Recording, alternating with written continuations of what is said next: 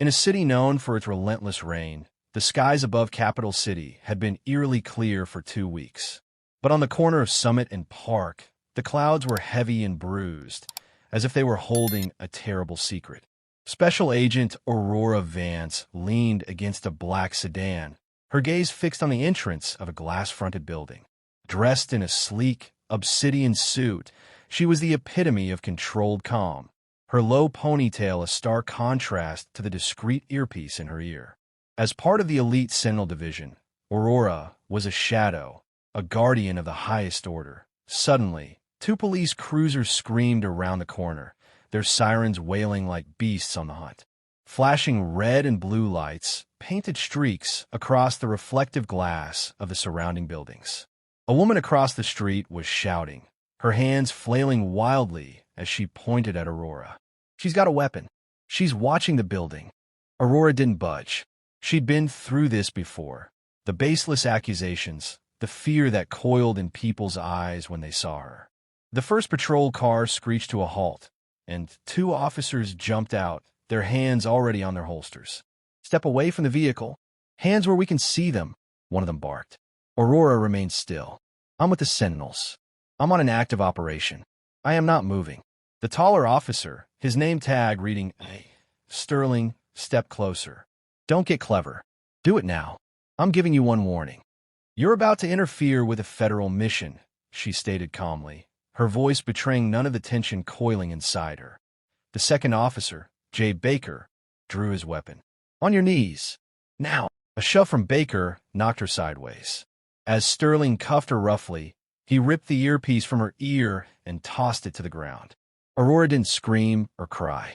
She simply committed every detail to memory. The angle of their boots, the time on her watch, 11:47 a.m., the half-empty coffee cup rolling toward a drain.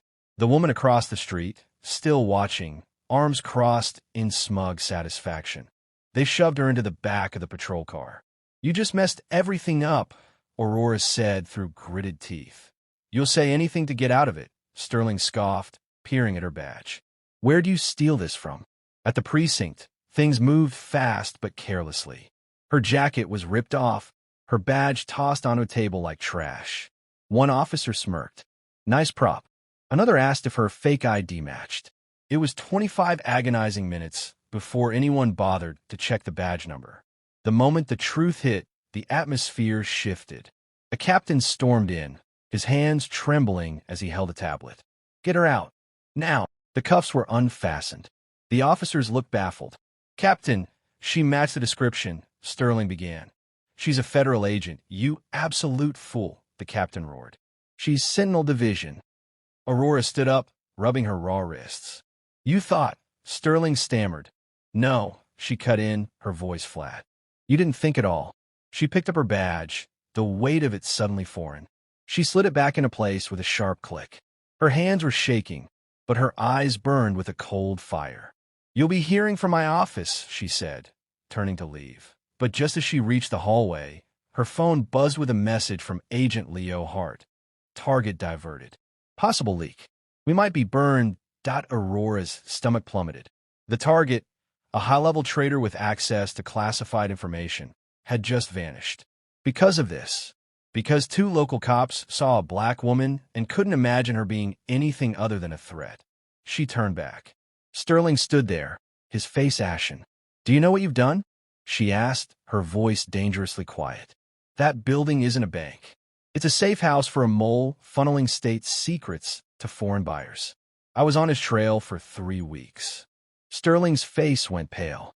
"You should have. I did everything by the book," she stated, her words like steel. "The only thing I didn't do was be white." He had no response. Neither did Baker. Aurora walked past them, through the precinct's glass doors, and out into the street. Her car was still there, untouched, but somehow tainted. A news van was already setting up. The cameras would be rolling soon. Instead of getting back in her car, Aurora crossed the street. She walked directly up to the woman who had pointed her out, the one now pretending to be engrossed in her phone. "Ma'am," Aurora said. The woman looked up, her eyes wide with a fragile innocence. I didn't know. You thought what?" Aurora asked, her voice calm and piercing. That I was a criminal? A threat? A shooter? The woman's mouth opened, but no sound came out.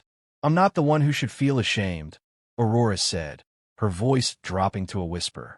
But you should be. Behind her, a lieutenant stood on the sidewalk, holding a phone to his ear.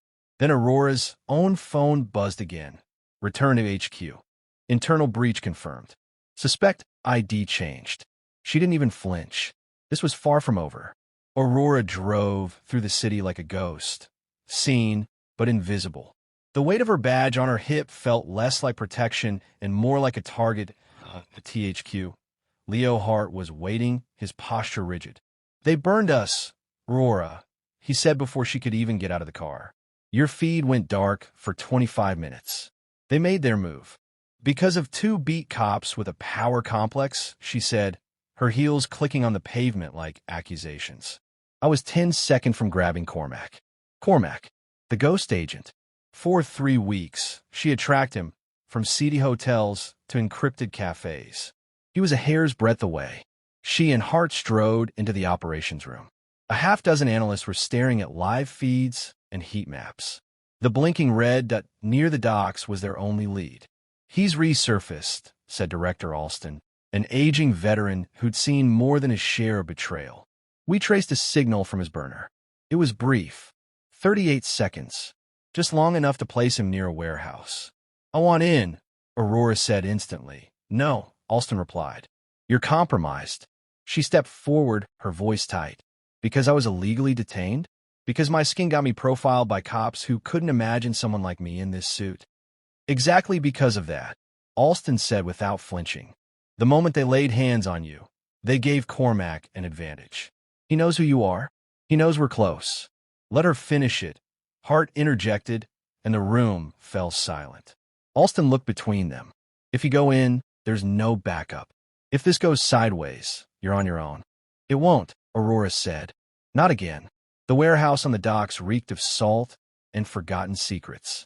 Aurora parked 2 blocks away and approached on foot. She left her suit jacket in the car, her sidearm holstered and ready.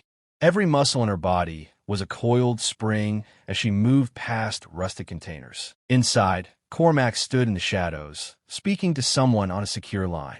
His voice echoed faintly. The operation's been compromised. We adjust the timeline.